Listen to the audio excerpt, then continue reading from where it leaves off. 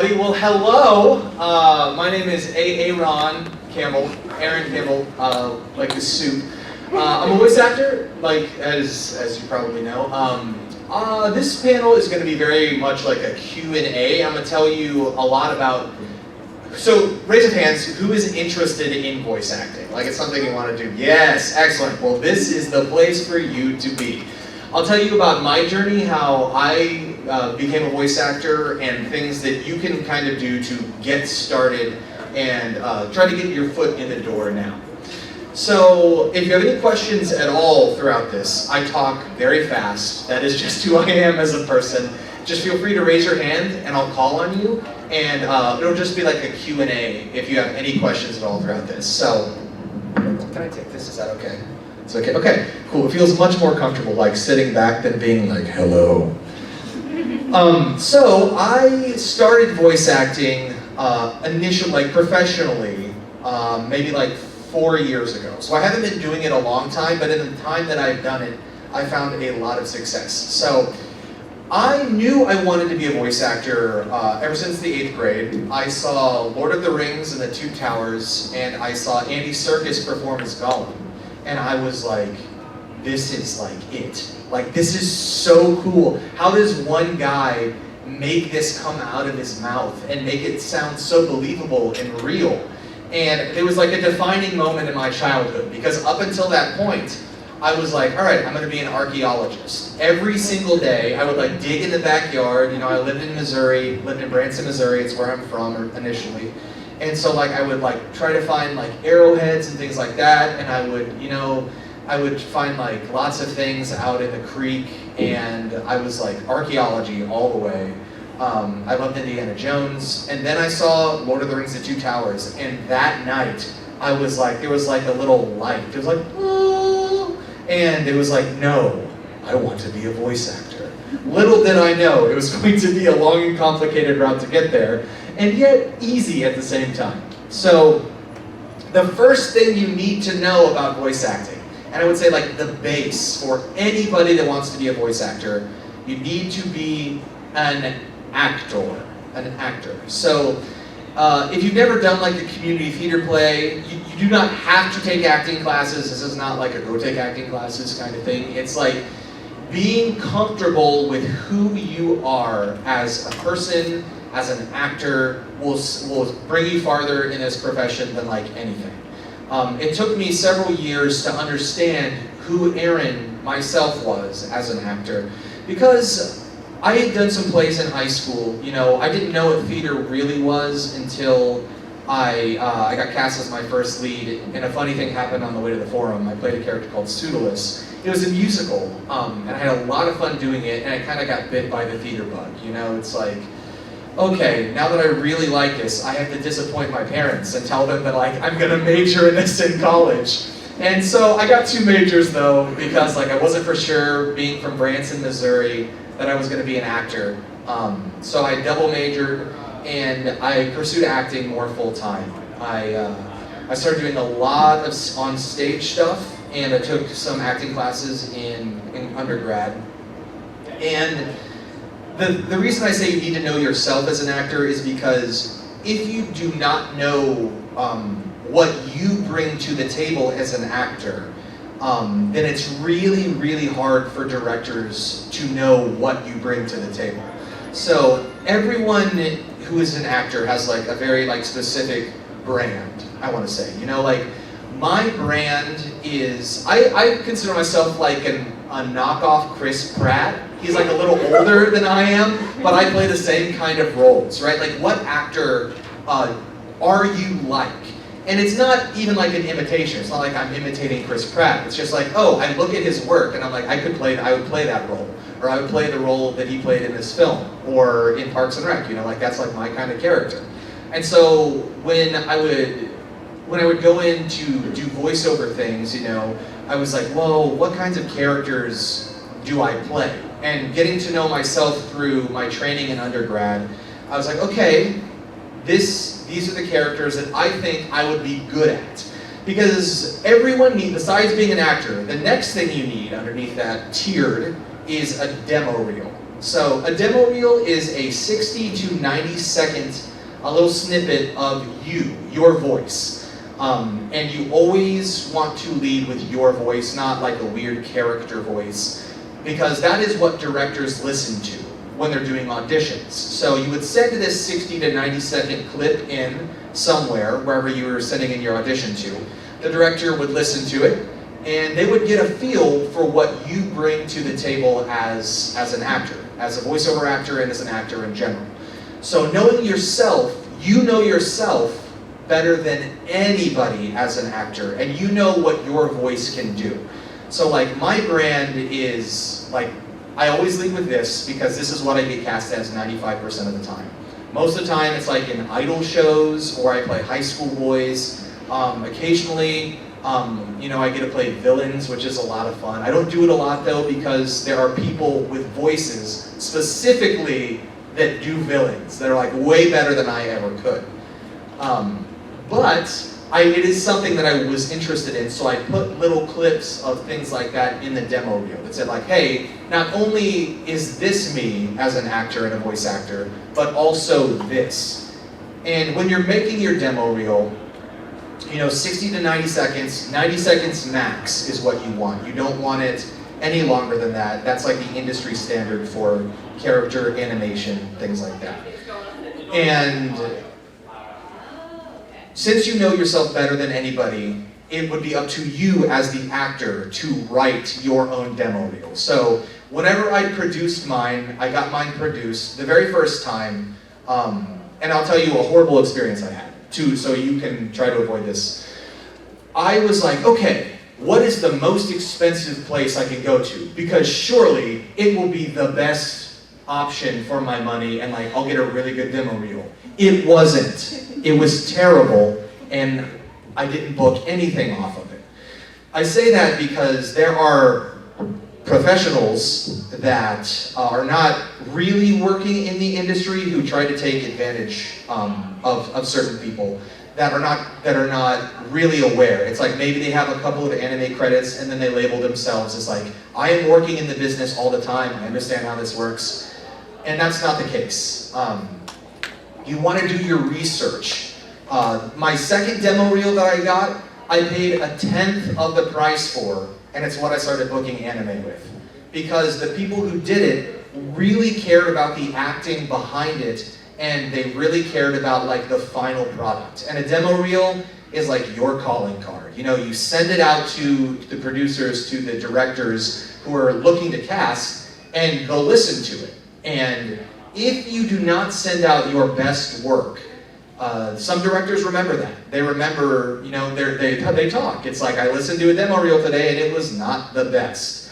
And things like that can stick in with directors in the minds. I've heard some really, really good demo reels, and in the first 10 seconds, you know if the person is an actor.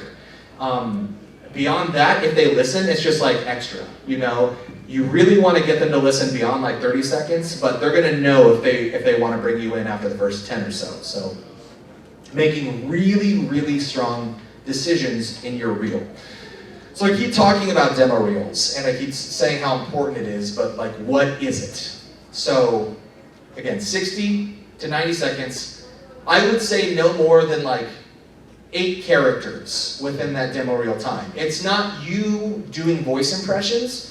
It is you putting yourself in other characters' shoes. So my demo reel is, I was like, okay, what kind of characters do I want to play? Like, all right, I'm probably going to put like a high school character in there. I want like a sergeant, like yelling something. I want like some weird creepy voice that, and I got more and more specific. But I wrote down my base things. I'm like, I want this character, this kind of character, this character, and these are the ones that I do. And then I do well. And then I was like, okay, this is character. Character A, I'm a high school student, I'm running late for class. Okay, so I wrote that in a little column off to the side. And then next, I put like what my character's goal or objective was in the line. So what am I trying to get from the person that I'm speaking to in this scene? Because a demo reel is supposed to be work that you've done. But if you don't have any work that you've done, it's like a fake demo reel, right? So they're supposed to think it's work that you've done. And the best way to do that is to like set up scene objectives for your characters. So like, I'm running late for class, and like, what do I want? It's like, I want to tell people to move out of the way because I'm going to be late. So how do I want to make them feel in this moment? Like, I want to make them feel really nervous, like they're going to get run over. And then I would type my line out, which would be like move out of the way, I'm running late, please move.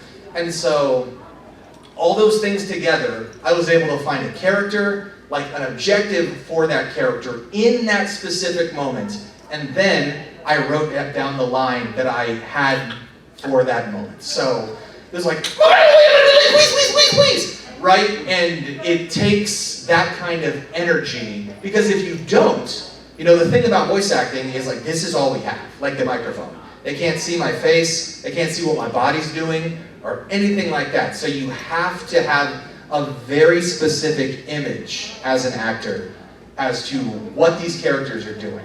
And again, you want like 8 to 10 of those characters within that 60 to 90 second period. And you can ask people like what kind of characters they think you'd be good for, but I think you all probably know, based off of what people have said about you or told you about your voice, you probably know what kinds of characters that you would be good for in anime. And if you don't know, ask your other friends who kind of like watch anime or play video games and be like, hey, I'm thinking about making a demo reel. What kinds of characters do you think I would be good at? And then they could be like, oh, there's like these archetypes of characters. Like, there's like the teen lead male, there's like the sultry female, there's like, you see these archetypes in different kinds of anime, All anime is gonna have like one dark, brooding, mysterious guy that like you may hate, but also by the end you really grow to love them. But then there's also like the sultry female that's like just there and she's like, hello, how are you? Welcome. And there's also going to be idol animes where like there's really, really hyped people all the time. I mean, Reki in Skate the Infinity is a good example of like someone that's hyped all the time for skating. He's just always going for it. He's always so happy when he's with Lenga, and it's very energetic.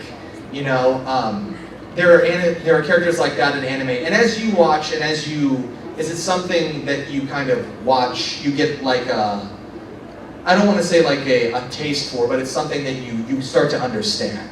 Like the archetypes that I'm talking about. You just have to put it on paper as you're watching. You're like, oh, this show has like, for example, Christopher Guerrero, like he plays Ainz Algal in Overlord, right? So he always plays this sort of like dark and brooding man. And like, that's what he does. Like that's Chris's thing. And he's so good at it. But he's so much more than that. He and Damon Mills, like they have like range all over the place, everywhere. And so in their demo reels, it's like you don't even know you're listening to the same actor. And if you can do that, amazing, amazing, amazing, amazing, because that is like unlimited casting potential. My voice is not as flexible. So like 99% of the characters are going to be like right here. And then, like I said, I'll get cast as other things occasionally when directors are like, oh, I didn't know you could do that. So that's why in a demo reel it's important for you to like put what you think you would be good at in there. So you're an actor, or you're taking classes, or you're trying to learn about being an actor. You have your demo reel. What do you do with it? So it used to be that you could send in your demo reel to Funimation back in the day. I don't know if they used to have a submission portal on their website. I don't know if it's still there now that they've merged with Crunchyroll. But if that is not like an option for you to send it in, what I would recommend is to take a class with a director. If a Crunchyroll or Funimation director is like in the area and they're offering a class, like nothing will beat FaceTime with a director, because they get to see you, who you are as an actor, and they get to direct you in some stuff. They're gonna get to know right then, right there, like what you are capable of. And one of the biggest lessons that I learned as an actor in grad school, whenever I finished undergrad, I was like, I need to know more about acting. I went to graduate school for acting, and that's not a requirement. You don't have to do that. Please don't be like, I have to go to graduate school for 3 years and use that time of my life, because you do not. You can do voice acting without that. But learning to fail is something huge.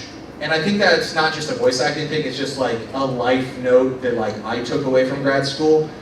Because every time you go in the booth as a voice actor, there's going to be like a little demon gremlin on your head. It's going to be like, do it perfect, try to do it perfect. Oh no, you messed it up, you're not perfect, you suck at this. And all you got to do is be like, okay, so I did it weird, I did the line weird one way. Okay, let me just do it again. And that's all it takes is learning to fail. Like I go into the booth every day, and I'm going to fail maybe like 9 to 10 times. And I'm going to be totally fine with that because I'm not a perfect actor. There is no perfect actor. Trying to do everything perfect the first time is going to put you in a really tight box, and you're not going to have any room to have fun and play, which is what voice acting is about, right? It's about learning to play. It's about getting in there and having fun. Because when you have fun, the directors have fun, and it opens you up to more scene work, learning more about the characters, and really breaking the characters out of like this harsh mold, which sometimes happens. As actors, I know I used to find myself in this situation a lot. I would get stuck in a box, and I would be like, the character is only this. I can't go above this, and I can't go below this. Like, he's right here. If I go out of that box, like, I ruin the character. And that's not true at all, because we're people, and people have, people have boundaries, but they also have, the high points of their boundaries and, the low points. And every single spot in that little line, you have room to play. So, for an example, I was doing an episode of Heroines Run the Show a couple weeks ago, and Aizo and Yujiro are showering, and their manager, Hiyori, walks in, and she doesn't know that they're in there, and he doesn't know that she's in there. And there's the steam or whatever, like the classic steam so it's not like racy or anything, but she turns around, and on the way out, he was like, hey, could I get some shampoo? But I was like, that's like a very bland line. I'm not just gonna be like, hey, could I get some shampoo, please? So the take that it was just wild that we went with, I was like, hey, could I get some shampoo, please? And that's the take that Chris went with, because it was like so weird and wild, and I was like, you know what? If he likes it, great. If he doesn't like it, I'll just do it again. But he liked it so much because it was such a human moment, and we have those. And one of the things that anime used to do was it would be very, and I'm sure you've been able to tell the difference, especially if you've been watching for the past 10 years or so.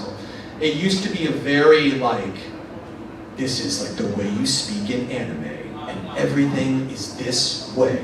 And it's evolved to be more human, and there's been better actors that have kind of come in, and directors have really, really stepped up what they think anime is, and it's become a really, really cohesive process with the actor and the engineer and the director, and a dialogue between all three of them, where the director ultimately gets the final say, but as an actor you can be like, I think I may have a better one in me, if you don't mind. And then most of the time directors will be like, yeah, give me another one, we'll see what you got. And having that kind of collaboration has been huge for the growth of the anime industry, because it's not just you say the line and you get out of the booth. It's why is the character saying the things they're saying to the people that they're saying them to? Because if you start making attachments with characters to other characters, then you have a story.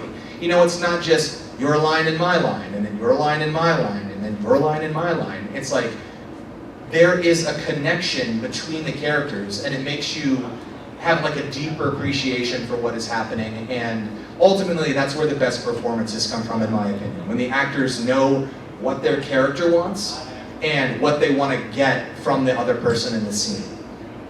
So that's a long version of things to look out for, things to be aware of entering the industry.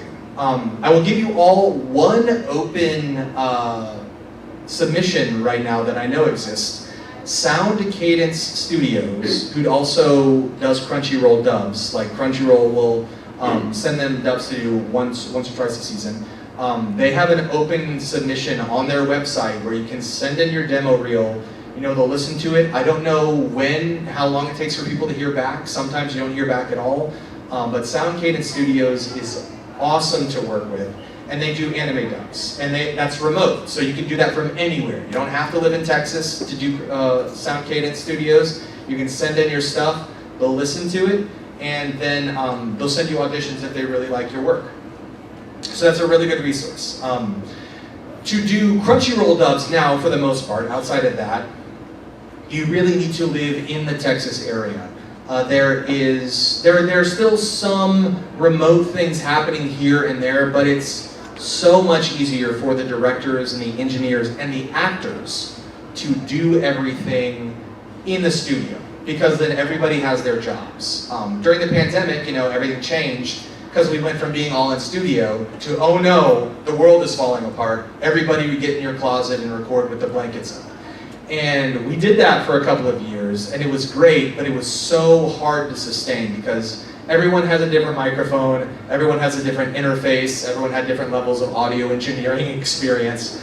And as the actor, we had to be the ones to mess with our game, and the engineers were on the other side, and they're like, yeah, you're gonna need to gain it down again. Even if it was the perfect take, you don't have the kind of technology that's available to you in the studio. So we made the transition back for the most part. There are a couple of exceptions here and there. But going in studio, you don't have to focus on anything as the actor other than I'm going to be here to do the work, and then I'm going to leave. And you don't have to worry about the mic or audio engineering. You just have to worry about acting. And that happens in Texas now. Everything is back in Dallas for the most part. LA still does some dubs, and they will still continue to do dubs, from my understanding. So Dallas and LA are the big places to be for dubbing right now. LA, additionally, is big video game territory, and any kind of prelay animation. That's Disney, Nickelodeon, Cartoon Network, those things, all out in LA. NYAV Post also is a good place to submit to. They do licensed anime from Crunchyroll as well, so you can submit to them. But there's a ton of places that are doing anime. Crunchyroll is just obviously the biggest. That's the one that I have experience with, and they've been really, really awesome to work with. So it is not a requirement to live in Dallas to do the work. You can do it from where you are. You just need access to a microphone, a good microphone, a good audio interface, and a sound space that is where it's not bouncing off the walls. I used my closet to record Attack on Titan last year, so it doesn't take a lot. You just have to make sure the space is treated in a way to where it's not going to bounce all over the room. So yeah, remote recording is still a thing. And I know I'm talking a million miles an hour. That's because there's so much to talk about with voice acting. So once you submit to those places, then you hear back, or you may not hear back. I didn't hear back from Funimation for maybe 7 or 8 months. And I didn't hear back until I took a class with Sonny Strait, who's the voice of Krillin in Dragon Ball Z, right? I was he lives here in Dallas. I saw he had a class going, and I went in, I had a monologue, and I did it, and then he recommended me to some directors. So that's why I say directors are good to get in with. If you see a director that is currently working, they're either there, they're working on a show, or they have been in the past, very recently, take a class with them, because chances are they really know what they're talking about. And directors are really awesome to work with, and they will try to pull out the best in you, and that will give them an idea of what you can do as an actor. So, all that being said, that is how you initially submit and you hear back. Something that I know a lot of people, the question that I get asked a lot, do you need an agent? No. I started working at Funimation and Crunchyroll before I had an agent, and I booked several of my lead characters before I booked my agency.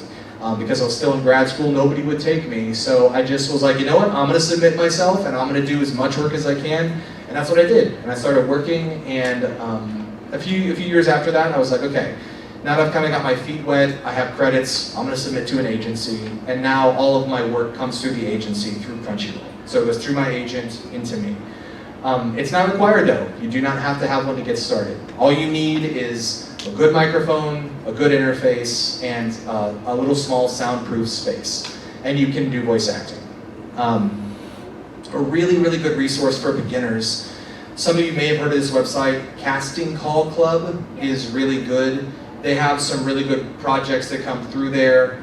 I would avoid fan dubs of things if you can manage. Sometimes they can like pop up later in your career, and it can be kind of weird to be like, oh, like I don't remember doing this, you know, and suddenly it like makes like a reappearance somewhere. I never did a fan dub, but I know that it's happened to some of my friends. Fan dubs are really cool to like, if they're like with a small group of people, but if like it gets out and like, you know, you're working for Crunchyroll suddenly and you're doing a fan dub of something that's up illegally somewhere, it's like, oh, maybe we should put that up, you know.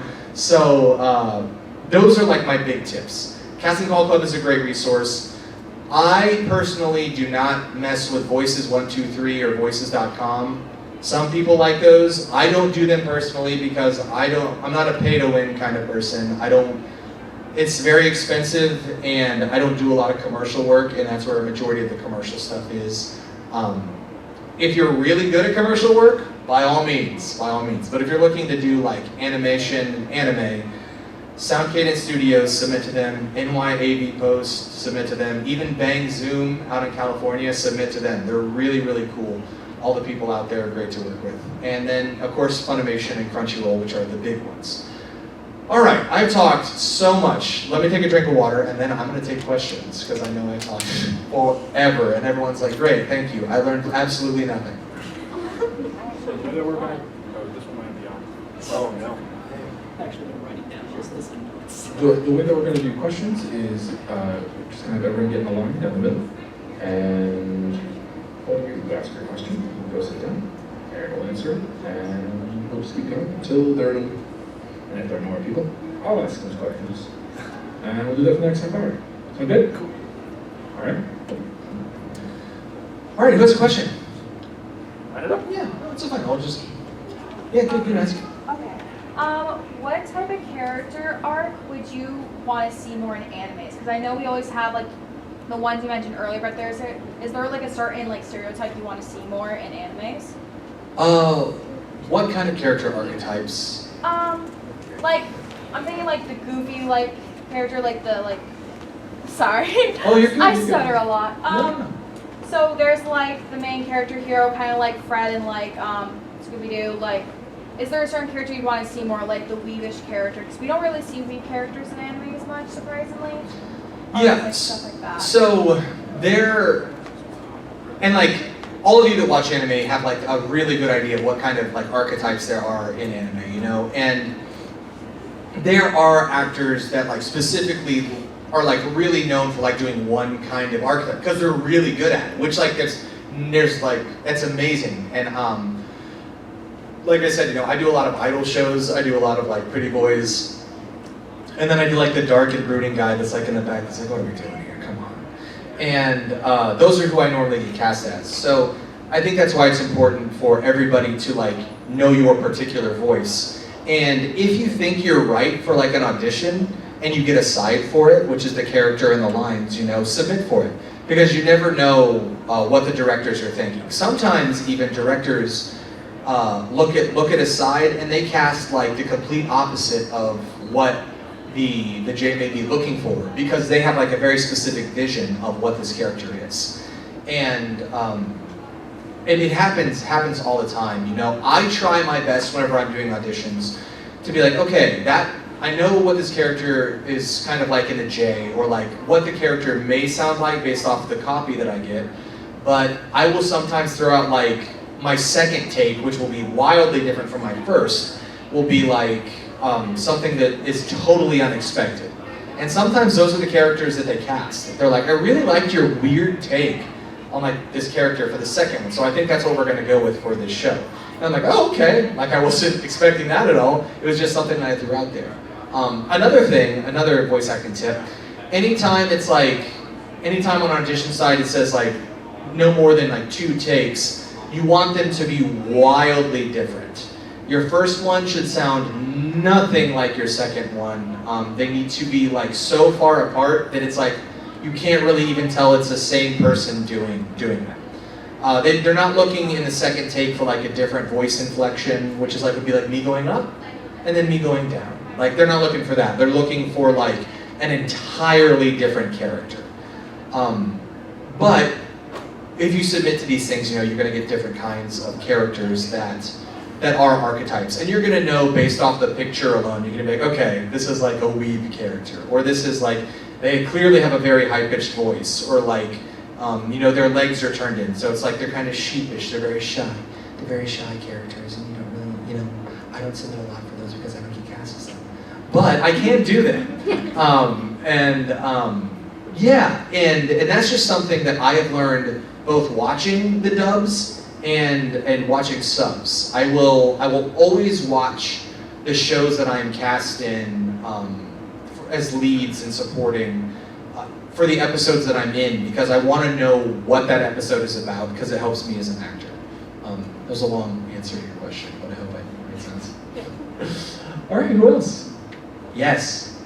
All right, so are there any directors right now that are currently looking for people that you would recommend reaching out to? I don't have like a list of directors that are looking for people. I know that the Crunchyroll summer season will be happening soon. And you know, there was like a big list the other day that came out of like all the subs and dubs that are going to be happening. But I do not have a list exclusively of people right now that are looking for people. I know out of Texas, like they're going to be looking for people in Dallas or like very close that can be there like weekly to help do stuff like that. Sound Cadence Studios is always looking for new people, so I can't stress them enough. They're really great, working with Amber Lee Connors and Marissa Lenti and Howard Wang, Alexis Tipton. You know, I've worked with all of them before, and they're all really, really cool. And Sound Cadence Studios is always, their roster's always open, and they've even taken international talent for anime. There was someone who was in one of their last dubs, Tribe 9, who was from Ireland. And like didn't change anything about his accent. He was just an Irish guy in the anime. And it was really cool. So yeah, really submit to Sound Cadence. Like that's like one I can guarantee right now, like you can submit to, and somebody there will listen to your demo. What else? Yeah. So you mentioned before about how at first when you were trying to do your demo reels or voice reels, you actually went to a more expensive place and it didn't work out well, but then you went to a cheaper place. So when it comes to actually trying to find the place that can take your voice reels or even like help you record them, what would you recommend looking for, whether it's a place or I guess anything? This is a good question. So when I first started voice acting, whenever I got my first demo reel done, I didn't really know how good it was. It was like all right, you know. It was like I was like, it's all right. Does not show my best though, which is what you want your demo reel to be.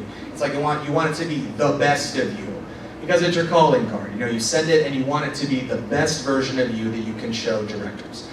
And so, the first demo reel I paid like $3,500 for, which was mega expensive, but I was like, higher price means higher quality, which is not true. It just turns out that the person who I went to for this particular reel, like, I didn't research them, you know, I didn't look up their stuff and make sure that like, what did other demo reels this person produced sound like? I just like went off like the word like, oh, this person has worked in anime in the past, they know what they're doing. And that's not the case. So what I would recommend for all of you who are looking to voice act is to do research. If there is a particular voice actor that you like, if there's like a certain sound of a voice actor that you like, look them up online. Listen to their demo reel. If they have an agency, go to that agency's website. Listen through like the talent database of like females or males and listen to all of these different kinds of sounds. And if you find a couple that sound really good, you know, if the actors have like a website, I wouldn't mind this if somebody did this to me either. Like, I've had people reach out before and they're like, hey, I went through your agency website, I really liked your demo reel. If you don't mind me asking, where did you get this recorded at? Or, is it just clips of stuff that you've done in the past? And that's how I found out about the place where I got mine produced, Dallas Audio Post, with a wonderful engineer called Rene Coronado, and he was amazing. I went in and I had my stuff typed up, and he got me in the booth, and we did several takes of each of them, and he knew how to direct, and the audio equipment was great. And I only found out about him because I reached out to Ian Sinclair at a convention. I was like, I really like your demo reel, man. Like, where did you get this done at? And he's like, oh, let me pull out the card. And he pulled it out. He still had it with him. He's like, Rene Coronado over at Dallas Audio Post made this for me. And I was like, my God, this is the place. And so I went there, and it was incredible because I got the exact same kind of quality demo that Ian had been booking with for years. And all it took was me to ask, hey, I really love this. I really like the sound of your demo reel. Where did you get it done at? And the voice actors we're more than willing to tell you, because sometimes it's even our friends that have work in audio engineering who do demo reels, and just people that you respect, people that you know are working, I would say, are the best resources for that stuff.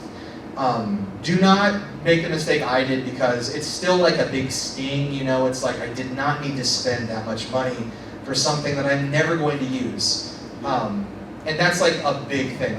Really, really do your research. Look up those agencies that people are with and listen to their demo reels. And if you like them, if you see them at a con, or if you have a way to get in touch with them, even a letter or something, you send it into Crunchyroll or Funimation, do that and be like, hey, I'm trying to be a voice actor, I really like your demo reel, I'm learning, where did you get it done at?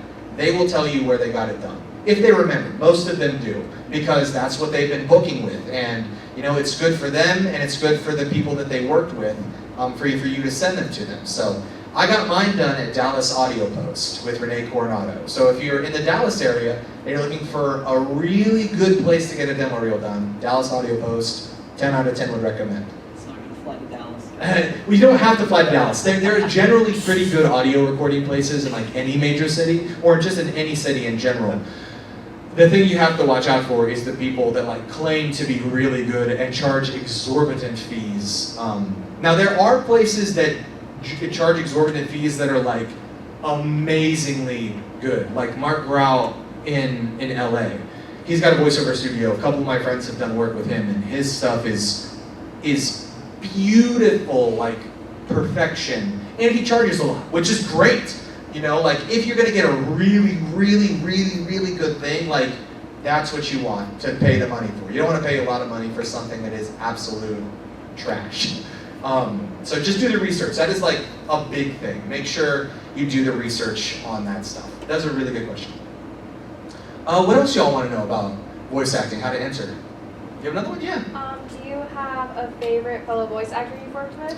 Do I have a fellow favorite voice actor I've worked with?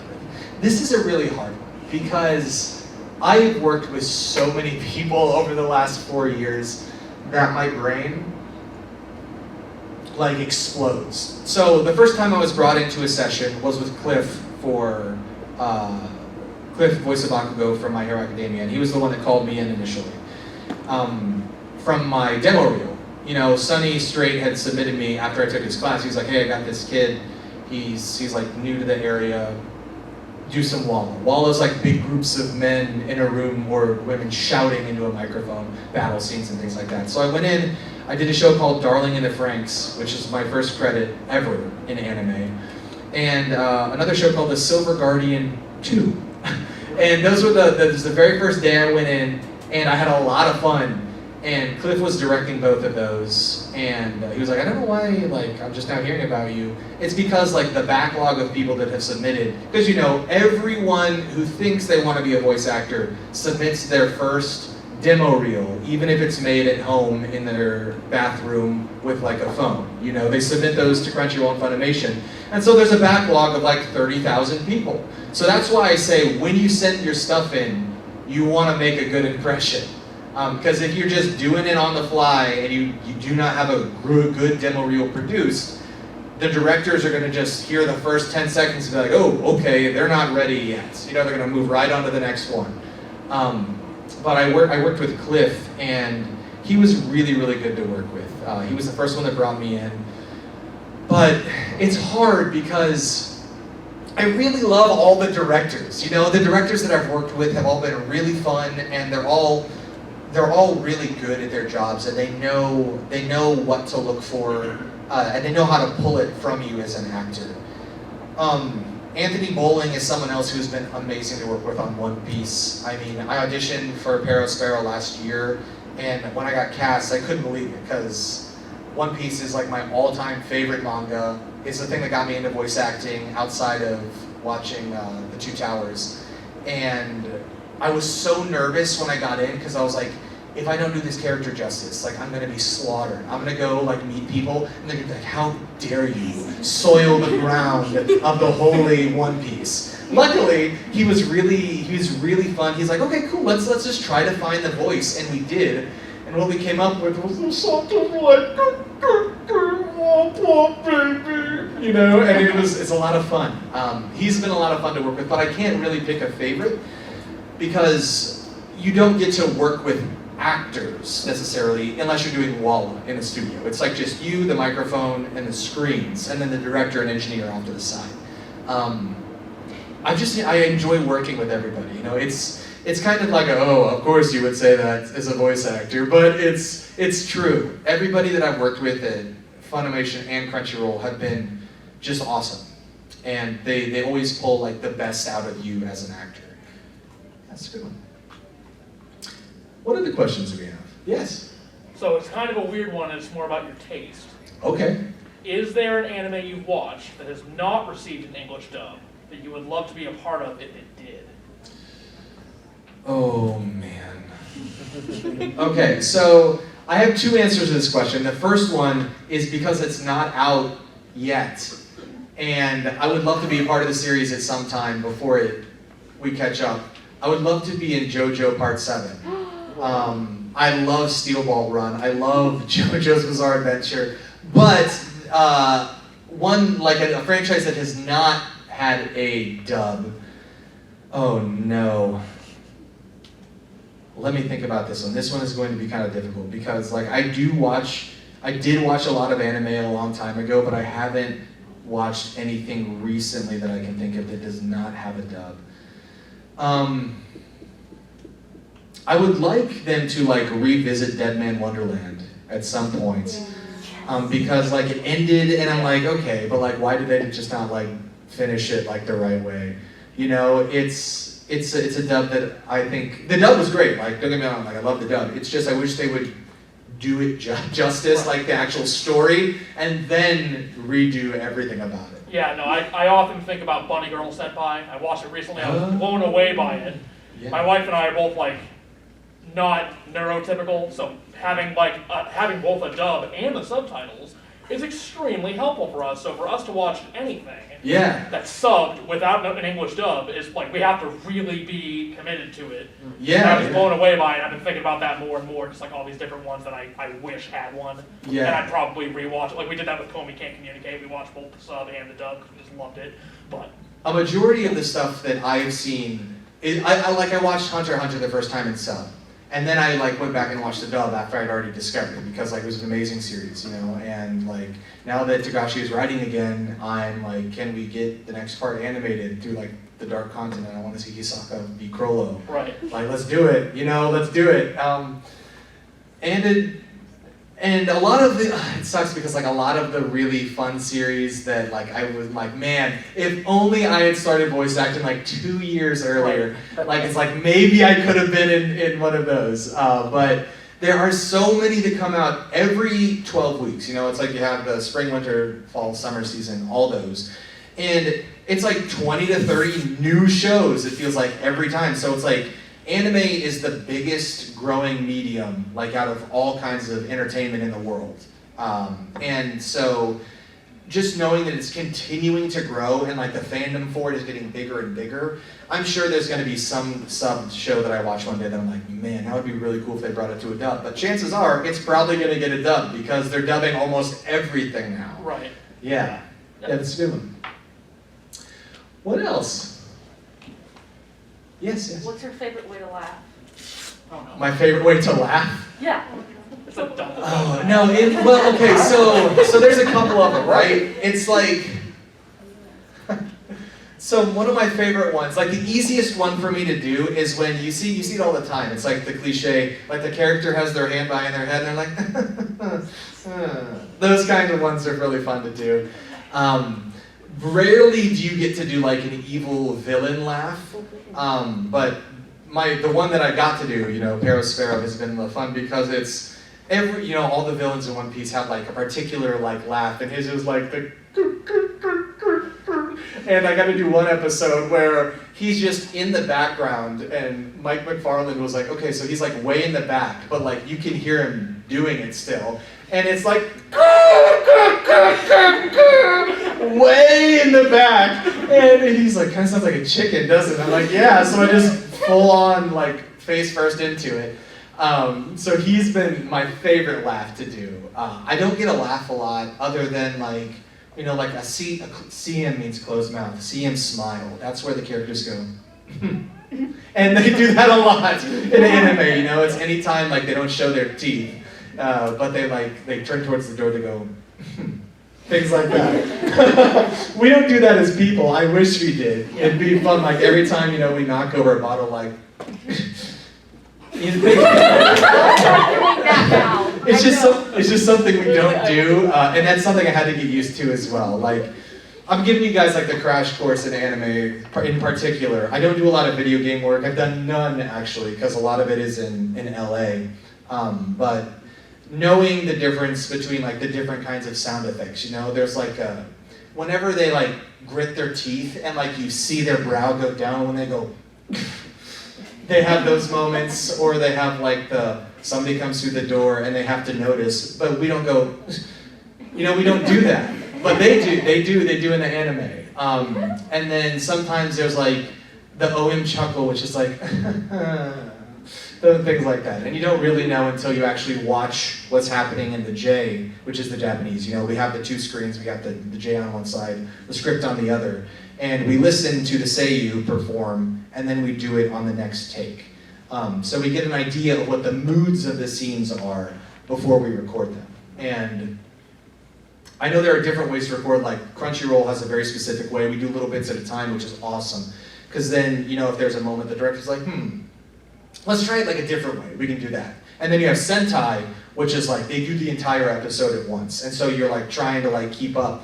I haven't done any Sentai dubs, but Molly Cersei, who was here with me, she does a lot of Sentai dubs. And so she was like, forged in the fires of Sentai. So she came to Crunchyroll, and it's like easy for her to do stuff, She chases everything when we're recording.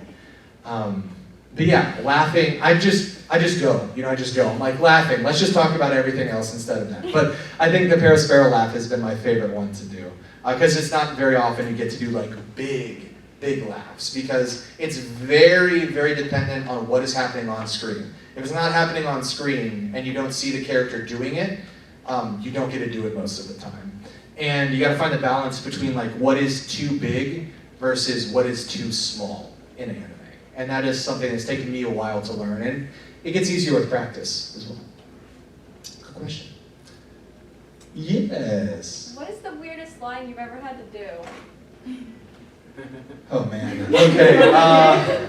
It would probably be in like Senko, like the Helpful Fox Senko song. Whenever, so I didn't know what the show was. Jade, the director, didn't either. She's like, okay, so I know you're new to this, but there's a chance that this could be like a really weird show in a couple episodes. So I'm like, you know what? Let's do it. I have no problem with that.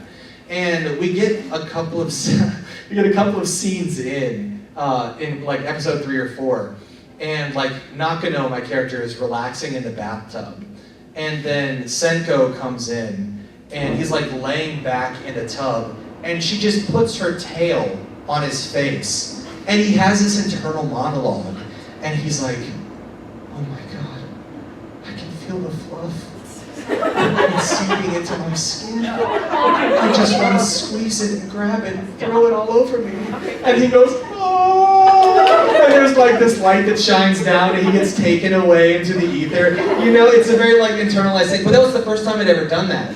And like, what I love about anime is that it takes moments like that. Like we would not do that as people, at least not like externally, but like internally, like we get it. You know, it's like whenever you touch like a really fluffy corgi, you're like, oh please, it's so nice and cute. And anime just externalizes it, and even though it's an internal moment, like you get it as a human. And so, but the first time I did it, I was like, they're gonna think I'm so weird doing this, you know. And anytime like there's a Senko that I see, like a Senko cosplayer, they're like, will you squeeze my tail and will you be like fluffy fluffy? And I'm like, you know what? Let's do it. And we do. But I haven't had the opportunity, I should say, to do anything extremely racy yet. And if I did, I would probably use like a pseudonym, because it's like, you know, you don't really want to be, sometimes you can be. Some actors don't care. They're like, you know what, throw my name on it. I don't care. Like, let's just do it. But the stuff that Crunchyroll does isn't quite as like that rated as some other studios. But yeah, that's probably the weirdest thing that I've had to do. It's like, and it was every episode, you know, like he just wants to touch her tail. And it's like, he will do anything to touch it. And when he does, it's like, oh, please. Yeah. Good. This is a good one. Anything else? Yes. What about people who have accents, like a New England accent? How do they manage? How do you think that they fare, or does it need to be gotten rid of? Right. So, being from the Midwest myself, there were a lot of things that I had to like learn to drop. Like I would say, instead of like what for, like I used to say like what for, you know, or there would be things like, I used to say aunt, because in Missouri it would be like aunt versus aunt. And then I was like, oh, so aunt is like the right way to say it. That's what they want in the dubs. And then they're like, no, we don't want aunt, we want aunt. Because you say aunt and people are like, why are you heightening the language to it, you know? And taking accents out is like, you can still hear some accents that people have. It comes out in words or like phrases, especially when people get really excited in anime. You can hear certain like twangs come out. I've tried to like beat that out of my system as hard as I can. But occasionally they still happen, and the director's like, let's take the Missouri out, please. And I'm like, well, okay then, partner, let me just redo that for you. And it's just something that you have to learn to kind of deal with as an actor, you know. Everybody has like, there's obviously like different regional dialects and stuff. And like sound cadence, you know, in that last show, they had like somebody from Brooklyn and like they didn't care, you know, they were just at the anime, they happened to be there. And then I had somebody from Ireland as well, and so that didn't care either. And it became this cool kind of boundary breaking thing where it's like, oh, I can't really tell like where they're supposed to be located, because a lot of times it's not specified in anime. Like in One Piece, you know, there are characters that have accents that are like French or British, Italian, all kinds of stuff. And it's just that way because that's the world of One Piece. And sometimes directors want that. But if you're doing like a straight show where they're like, they want no accent, like neutral accent, most people are going to be able to get away with that just fine. And if you do have like a really like twang, like a big something get in there, they're going to be like, all right, let's just back off that a little bit and we'll come in for it again. They'll be very kind about it though. It's a good question. Got time for a couple more. Yeah. What's your favorite character that you voiced that most people wouldn't recognize you for? My favorite character that I voiced that most people wouldn't recognize me for. Oh man.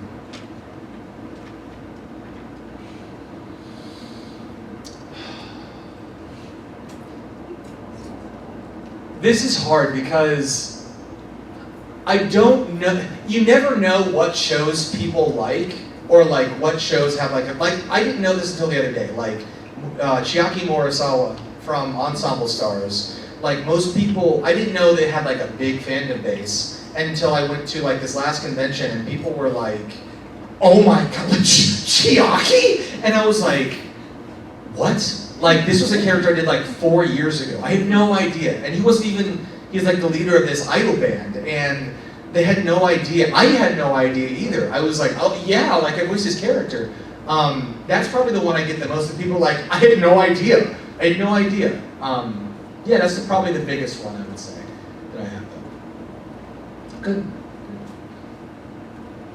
Sorry, I'm asking a lot of No, questions. you're I good. apologize. You mentioned earlier that you've never voiced a video game. If you could try any video game series, what Genshin character would you Impact. want to play? What character though? I thought about this all the time. no, don't I would worry. love to be a Genshin. I do not know because I haven't actually played. Because I do not have the time. I know I'm the kind of guy that like if I get into a game, like I'm gonna be like there until I die. You know, like I'll be like playing every day. I'll be doing pulls all day, every day, trying to get these characters I want. But yeah, I do not have a specific character. I just know that I would love to be in Genshin. And I think one more. I had one more question over here. Did you have a question? If you could voice any character from anything at all, who would you voice? Oh. Sorry. Like someone going on top No, this is hard because it's not our question. Any character from anything.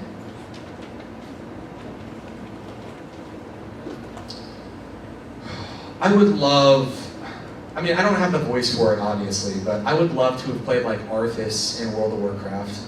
I'm a big WoW nerd. You know, I lead a guild in the Burning Crusade. 5 out of 6 in Sunwell. That's amazing.